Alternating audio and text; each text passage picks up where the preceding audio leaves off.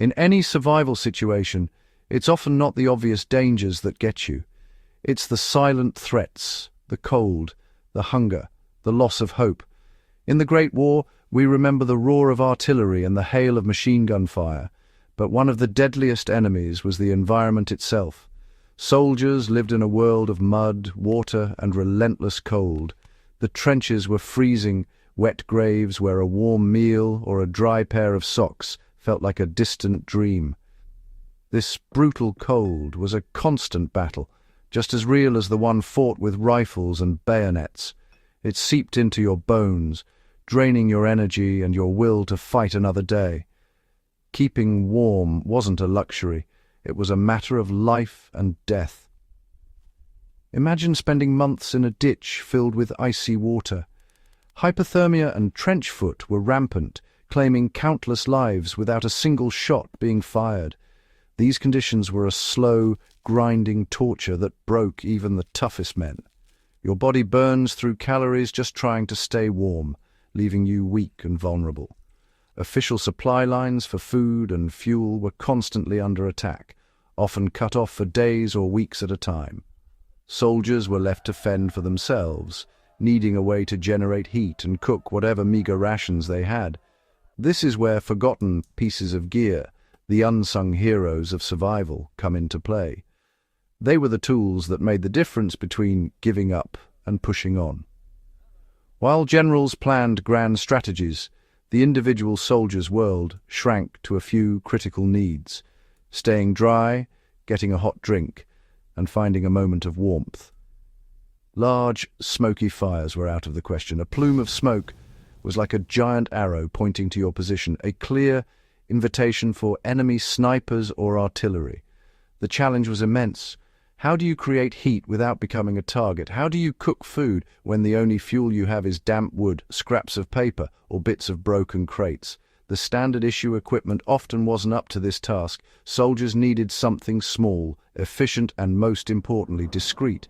This desperate need for a better solution sparked a wave of innovation, not in weapons, but in the humble tools of survival. The answer came in the form of a small, portable stove, a masterpiece of battlefield engineering designed for the grim realities of trench warfare. It was a lifeline that could fit inside a soldier's pack. This simple device wasn't about comfort, it was about endurance. It was a tool that empowered soldiers to fight back against the cold, to create a small pocket of warmth and civilization in the middle of chaos. It's a powerful reminder that in survival, the simplest tools often have the biggest impact, turning a desperate situation into a manageable one. Enter the trench stove, a small, often crudely made but brilliantly effective piece of survival kit. It was known by many names: the Tommy cooker, the Hindenburg light, or simply a field stove, but its purpose was universal. This wasn't a standard issue item handed out by the quartermaster in most armies. Instead, it was a product of necessity, often purchased privately by soldiers, sent from home by worried families, or even cobbled together in the field from scavenged materials. Its design was revolutionary for its time. It was compact, lightweight, and built to withstand the brutal conditions of the front lines. Its small size meant it could be carried easily, ready to be deployed in a moment's notice. What made this stove so unique was its incredible versatility. Unlike larger, more cumbersome field kitchens that required specific types of fuel and were easy targets, the trench stove was a true survivalist's tool. It was designed to burn almost anything a soldier could get his hands on. Damp twigs, scraps of leather, bits of cloth, greasy rags, and even cordite taken from dud shells could be used as fuel. This adaptability was its greatest strength. When supply lines were broken and proper fuel was a distant memory, a soldier with a trench stove could still make a hot cup of tea or heat a tin of bully beef. This ability to use what was available in the immediate environment is a core principle of survival. The stove's design focused on one key goal: maximum heat from minimal fuel, with as little smoke as possible. This was the holy grail for a soldier trying to stay hidden. A normal open fire is terribly inefficient and produces a massive column of smoke, making it a death sentence in the trenches. The trench stove, however, was engineered to control the airflow precisely. This allowed the fuel to burn hotter and more completely, which meant more heat was generated and less smoke was released.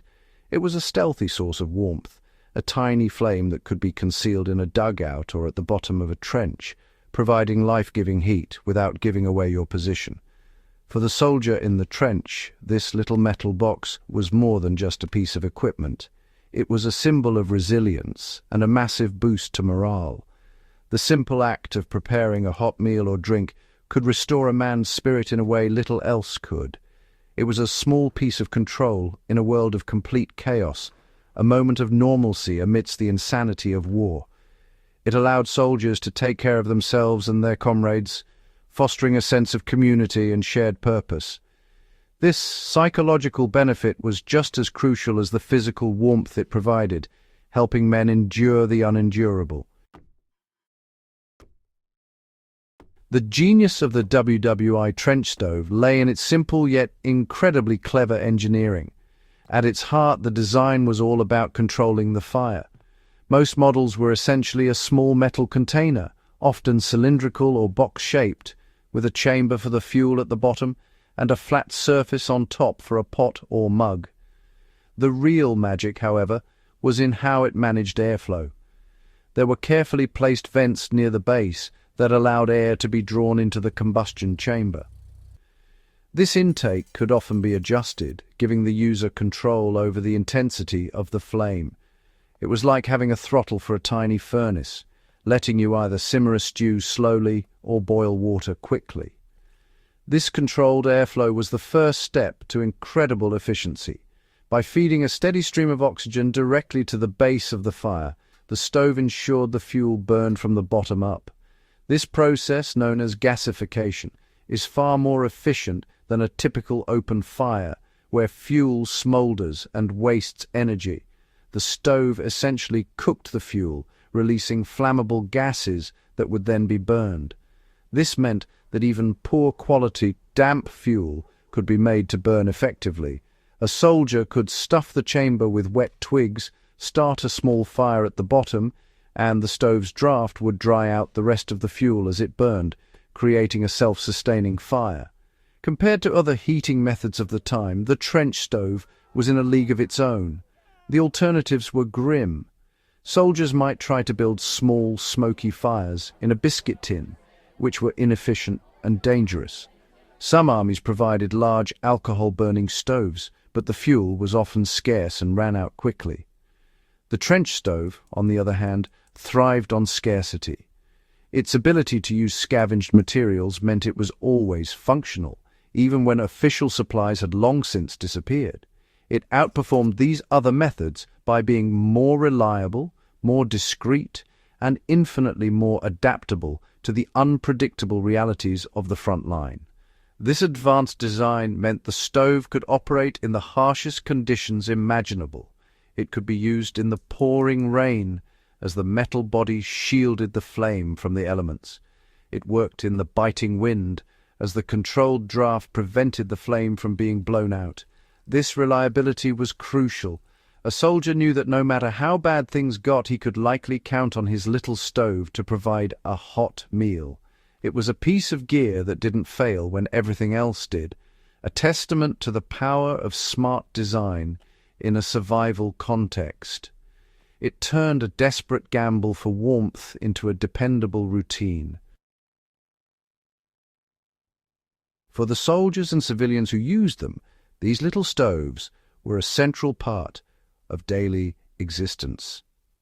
In the trenches, the day often began before dawn, with soldiers using their stoves to brew a quick cup of tea or coffee. This wasn't just about the caffeine. The hot, sweet liquid provided a jolt of warmth and energy to face another grueling day. It was a ritual that brought a brief sense of comfort and normalcy. A soldier would find a sheltered spot in his dugout, carefully light his stove with whatever fuel he had scavenged, and guard the small flame like it was gold. The hiss of the stove and the smell of tea brewing was a sound of life in a place defined by death. Cooking was the stove's primary function, Rations were monotonous and often unappetizing. Tins of bully beef, hard biscuits, and makanochi stew, a concoction of turnips and carrots that soldiers famously loathed. Eaten cold, it was a miserable experience. But when heated up on a trench stove, it became a proper satisfying meal. Soldiers would gather in small groups around a single stove, sharing its warmth and pooling their rations.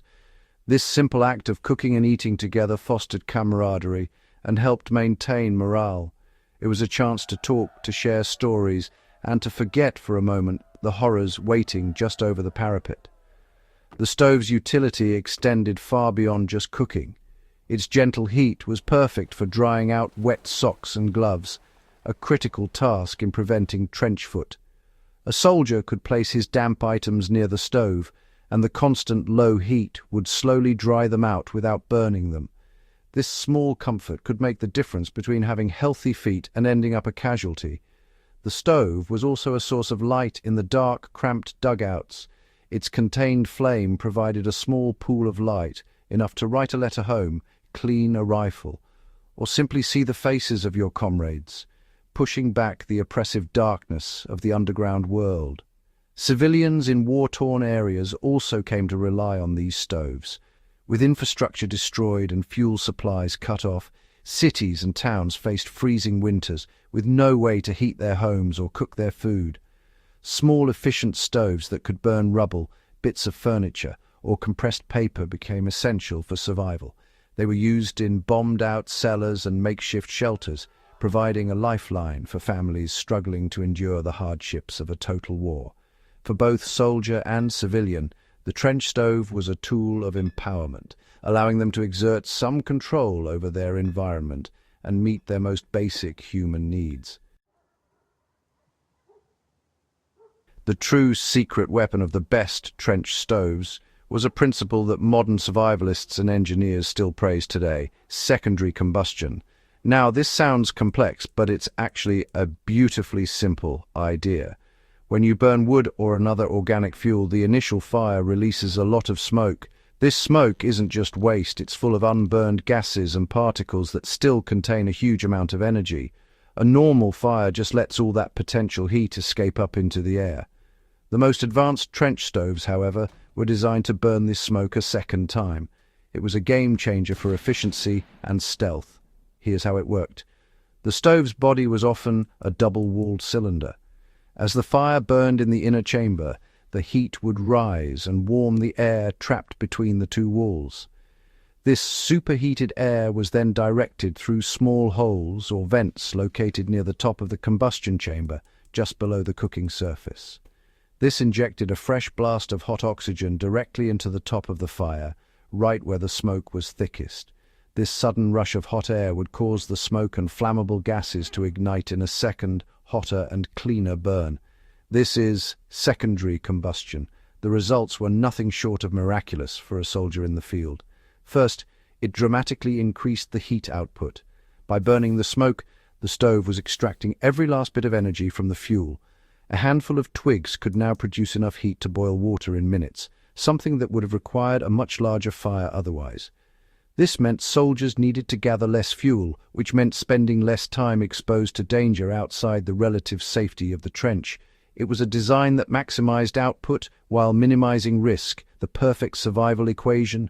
Most importantly, this process made the stove virtually smokeless. The secondary burn consumed the particles that make smoke visible. Instead of a thick, dark plume advertising your position to the enemy, the stove would emit only a faint, shimmering heat haze that was almost impossible to see from a distance. This was the ultimate stealth feature. It allowed soldiers to have the life-saving benefits of a fire, warmth and the ability to cook, without the deadly drawback of being easily spotted. This single piece of engineering was responsible for saving countless lives by keeping soldiers fed, warm and hidden. After the guns of World War I fell silent in 1918, the trench stove quickly faded into obscurity. The world was eager to move on from the horrors of the war, and the tools associated with it were cast aside. With peace came the restoration of supply lines and infrastructure. Central heating, gas cookers, and electricity became more widespread. The desperate need for a small, hyper-efficient stove that could burn scavenged materials simply vanished for most people. The trench stove became a relic, a curious antique found in museums or dusty attics, its brilliant design principles largely forgotten by the general public. It was a tool for a specific, terrible time, and its time had passed. However, the lessons of the trench stove were not lost forever. Its core principles, portability, fuel efficiency, and adaptability, are more relevant today than ever, especially in the world of modern survival and preparedness. Today's survivalists and preppers face similar challenges, albeit in different contexts. They need gear that is lightweight, reliable, and can function when modern conveniences fail. The design of the World War I stove has seen a major resurgence in the form of modern biomass gasifier stoves, often called wood gas stoves. These high-tech camping and survival stoves use the very same principles of controlled airflow and secondary combustion. These modern descendants of the trench stove are prized by hikers, campers, and anyone preparing for an emergency. They can bring a liter of water to a rolling boil in minutes using just a handful of twigs and pine cones. They pack down small, weigh very little, and free you from the need to carry fuel canisters. This is a direct echo of the World War I soldiers' need for a lightweight, fuel-independent heat source. The technology has been refined with modern materials like titanium and stainless steel, but the fundamental genius of the design remains unchanged. It's a powerful testament to the timelessness of good engineering. Studying the forgotten history of the World War I trench stove teaches us a vital lesson. Innovation born from necessity often yields the most robust and elegant solutions. It reminds us that survival isn't just about enduring hardship, it's about adapting and using your ingenuity to overcome challenges. The soldiers who relied on these stoves weren't just victims of their circumstances, they were active participants in their own survival. The legacy of this simple metal box is a powerful reminder that the right knowledge and the right tools, no matter how simple, can make all the difference when you're pushed to the absolute limit. It's a piece of history that every modern survivor should know.